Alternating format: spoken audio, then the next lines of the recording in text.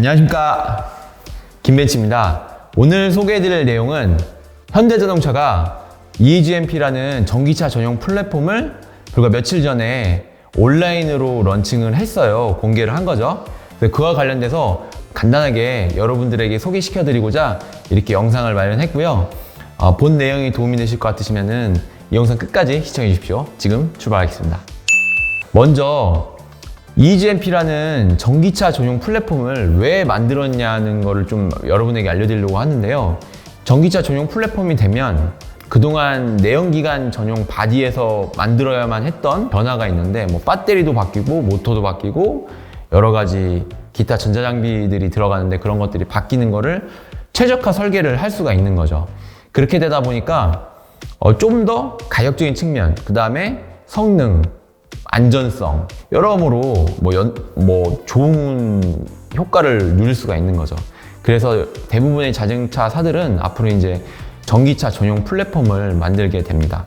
서론이 좀 길었는데 짧게 핵심만 좀 짚고 나가겠습니다. 기존 이제 배터리에 모듈화가 이제 됐어요. 배터리 셀을 기존 다양하게 만들었었는데 그 셀을 모듈화를 시켜서 셀은 표준 셀을 했고요. 패키징을 하는 거는 배터리 용량에 따라서 좀 늘리고 줄이고 이렇게 할 수가 있는 겁니다. 단가도 줄이고 품질 안전성도 되고 개발 기간도 줄이고 이렇게 해서 하게 됐고요. 엔진을 예를 들면 공용화 하듯이 배터리도 어떤 기본적으로 이제 한번 개발해 놓은 배터리 셀을 계속 이제 같이 쓸 수 있게 공용으로 그렇게 좀 한 것 같습니다.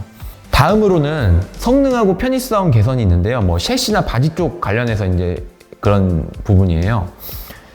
배터리가 일단 많이 바뀌는데요. 배터리가 400V에서 800V로 채택이 됐습니다. 고전압 배터리고요.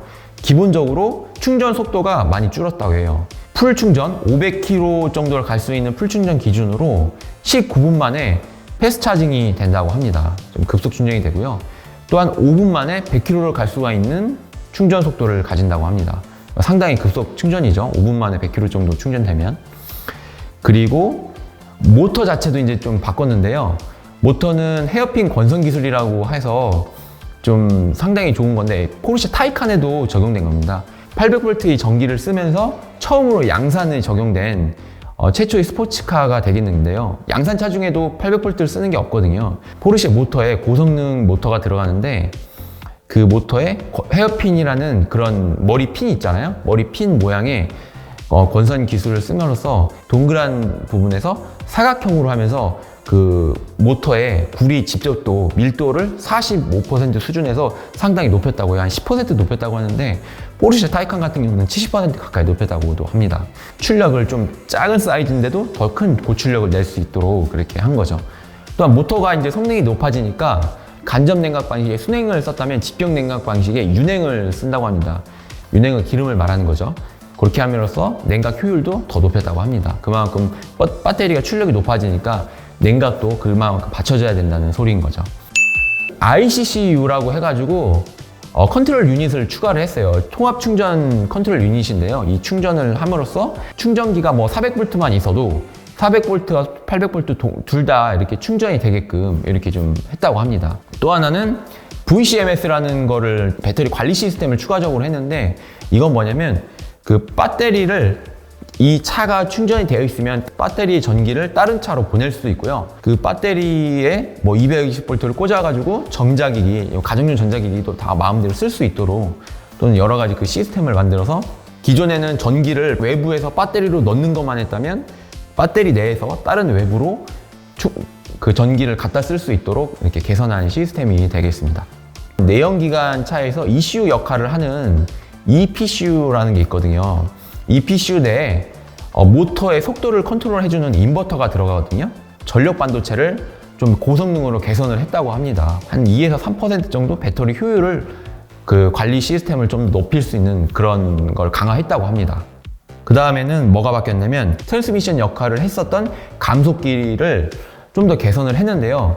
전륜 모터는 쓰지 않고 후륜으로만 해서 그 효율을, 배터리 효율이라든지 전체적인 성능을 최적화할 수 있게끔 전륜의 모터를 작동을 하고 작동을 하지 않게끔 장치를 안에다가 넣었다고 합니다. 이번에는 바디 쪽인데요. 바디는 전체적으로 배터리를 저중심 설계로 밑에 최대한 낮게 깔게끔 해서 코너에서 무게중심이 낮으면 그만큼 타이어의 접지력이 높아지겠죠. 모터 자체도 좀 낮게 위치하고 냉난방 공조장치를 그 낮아진 모터 위치 쪽으로 좀 더 앞쪽으로 엔진 위치 쪽으로 좀 더 하다 보니까 그 실내 캐빈룸 공간을 좀 더 확보를 했다고 합니다.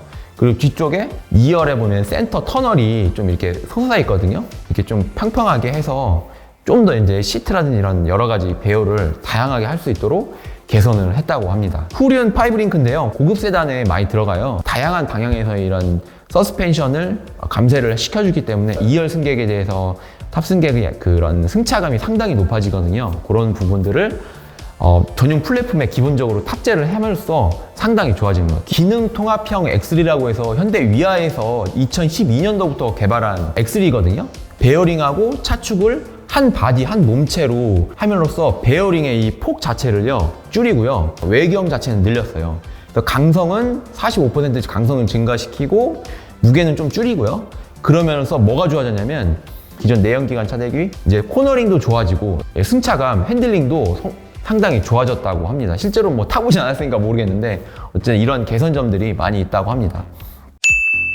다음으로는 안전성 측면에서 상당히 개선이 됐다고 하는데요. 후드 엔진룸 공간이 상당히 줄어든 거예요, 상대적으로. 그러다 보니까 이 좁은 공간 안에서 충돌 에너지를 다 받아야 되기 때문에 바디를 전체적으로 강건 설계를 했는데요. 그 사이드 프레임의 고정력도 증가를 시키고 서브 프레임의 단면적도 증대를 시키고요. 이 서브 프레임의 사이드 빔도 사로로 크로스 멤버를 또 추가로 보강을 해가지고요. 이렇게 했다고 합니다. 또 이제 그 뒤쪽으로 캐빈 공간 쪽도 배터리를 보강하기 위해서 핫스탬핑하고 고장력 강판 이런 부분을 써가지고 상당히 개선을 했다고 합니다. 또 측면 충돌을 개선하기 위해서 그 배터리 측면 쪽에 있잖아요. 알루미늄 압출 프레임을 넣어가지고 또 상당히 개선을 했다고 하고요. 추가적으로 보강을 했다고 하고요. 다른 뭐 폭스바겐이라든지 이런 타사 전기차 전용 플랫폼하고 비교를 해가지고 한 영상은 아니라서 조금은 뭐 장점만 너무 말씀드린 것 같은데요. 상당히 전기차로 가면서 기존의 그 하이브리드라든지 이런 부분에서의 그런 안정성이 좀 약간 어떻게 보면 부족할 수가 있는데 그런 부분들을 완벽하게 어느 정도까지 상당히 개선을 한 것 같고요. 고무적으로 발전한 거라고 생각하고 내년에 나올 전기차 기대가 됩니다. 앞으로도 전기차 관련 여러 가지 소식을 여러분하고 함께 하고자 합니다. 지금까지 김벤치였고요. 본 내용이 도움이 되실 것 같으시면 구독과 좋아요, 알람 설정까지 부탁드리겠습니다. 감사합니다.